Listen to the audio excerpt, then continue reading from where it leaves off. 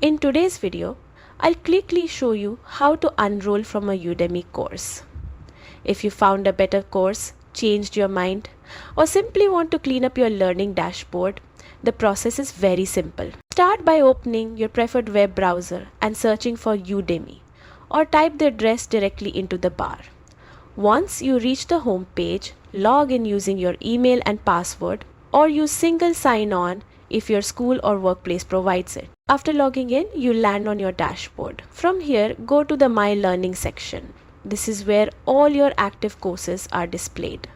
Find the course you want to remove and click to open it. On the course page, look for the small menu icon with 3 dots. This icon opens additional options. When you click it, you'll see an option that says Unenroll. Select it and Udemy will ask you to confirm your decision. Make sure you truly want to remove the course, especially if it's a paid course, because unenrolling usually does not trigger a refund. If you have already accessed some of the content or if you are outside the refund window. Once you confirm, the course disappears from your learning list and you are successfully unenrolled.